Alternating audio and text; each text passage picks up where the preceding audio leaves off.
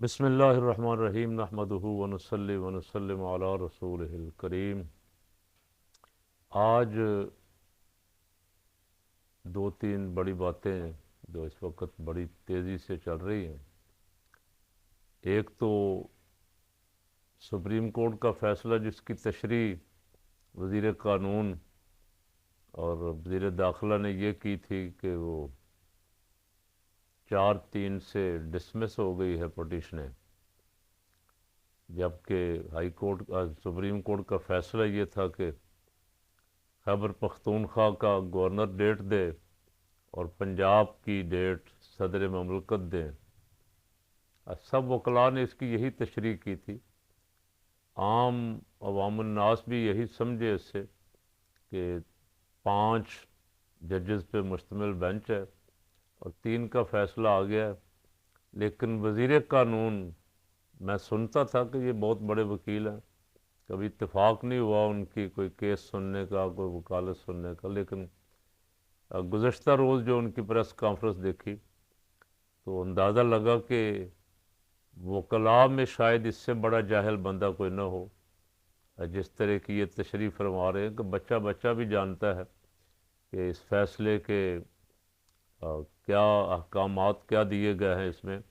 اور 5 میں سے 3 ججز کے فیصلے کا مطلب کیا ہوتا ہے۔ بہرحال آج ہائی کورٹ، کل پشاور ہائی کورٹ نے اور لاہور ہائی کورٹ نے، دونوں نے سپریم کورٹ کے اسی فیصلے پہ جسے عوام سمجھے تھے کہ یہ الیکشن کا حکم دیا گیا ہے، مہر تصدیق ثبت کر دی، اور وزیر قانون صاحب کے منہ پہ ایک زناٹے دار قانونی تھپڑ رسید کیا گیا کہ آپ اس حد تک نہ گریں کہ فیصلوں کی تشریح بھی آپ غلط کریں۔ اچھا، ایک منصوبہ بندی کی ہوئی ہے۔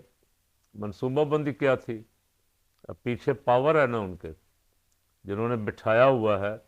اس وقت سے لے کے 10-11 مہینے سے، اب پاور ان کے پیچھے ہے، تو آپ یوں سمجھ لیں کہ یہ جو چاہیں بولتے رہیں۔ اور وہ مریم صاحبہ بھی ججز پہ چڑھائی کی ہے انہوں نے، اور 2-3 جگہوں سے اب ان کے وارنٹ بھی، نوٹس بھی ان کو مل رہا ہے، حاضری کا طلب بھی ہو رہی ہے عدالتوں میں، توہین عدالت میں، لیکن وہ آج بھی بڑی بڑھ کے سڑکیں لگا رہی تھی۔ اصل مسئلہ یہی ہے کہ ان کو پتہ ہے پیچھے پاور ہے، ڈنڈے والے ہمارے ساتھ ہیں، تو جو منہ میں آتا کہے جاتے ہیں۔ کوئی غریب آدمی ہوتا، کوئی دوسرا آدمی ہوتا، کوئی حزب اختلاف کا ہوتا تو اب تک وہ دھر لیا گیا ہوتا، لیکن ان کو کھلی چھٹی، یہ جو چاہیں کریں، جو مرضی آئے۔ ڈار صاحب نے کل ڈالر کا بیڑا غرق کر دیا، اور مہنگائی جمپ مار کے آج کہاں سے کہاں ہے۔ اور میں نے جمعہ کے اجتماع میں بھی آج عرض کیا ہے، افسوسناک بات یہ ہے کہ کوئی ذرہ برابر بھی کسی کے چہرے پہ شرم اور حیا نہیں ہے جنہوں نے یہ عوام کے ساتھ مذاق کیا ہے۔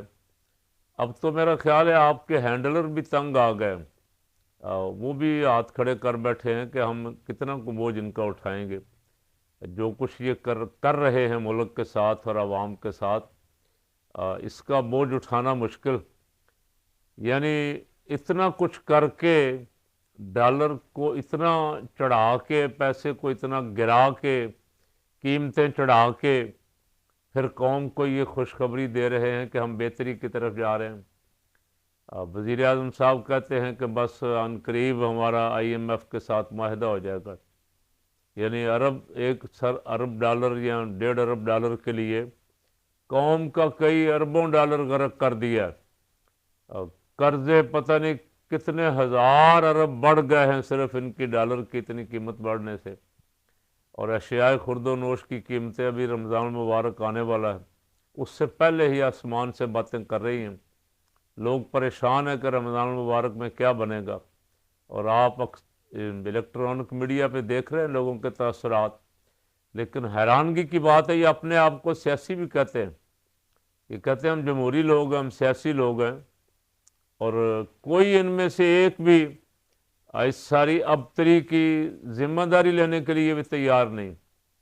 جو کچھ کیا ہے عوام کے ساتھ اس کو ماننے کے لیے بھی تیار نہیں، جھوٹ پہ جھوٹ بولے جا رہے ہیں۔ اس کا ذمہ دار عمران خان ہے، اس کا ذمہ دار فلانا ہے، اس کا ہم تو بری ذمہ، ہم تو زمزم کے دھلے ہوئے ہیں، ہم نے تو کوئی نہ کچھ کیا ہے، نہ کوئی مہنگائی ہم نے کی ہے، یہ خود بخود ہی ساری ہو گئی، یہ عوام کا ایک قصور ہے۔ اور ایک صاحب نے تو چند دن پہلے، اب وہ بھی ان میں سے ہیں جن کی موجیں لگی، وزیر خارجہ صاحب سیر سپاٹے کر رہے ہیں، وزیر مملکت برائے خارجہ ہنا ربانی خیر صاحب سیر سپاٹے کریں، ان کی موجیں لگی ہوئی ہیں، گالیاں نون لیگ کو پڑ رہی ہیں اور وہ موج میلہ کر رہے ہیں۔ ان کے ایک سابق گورنر نے، مخدوم احمد محمود صاحب نے عوام کے زخموں پہ نمک چھڑکا، یہ کہہ کے کہ تیل کی لیٹر کی قیمت کم از کم، پیٹرول کی کم از کم 600 روپے ہونی چاہیے، پھر پاکستان بچے گا۔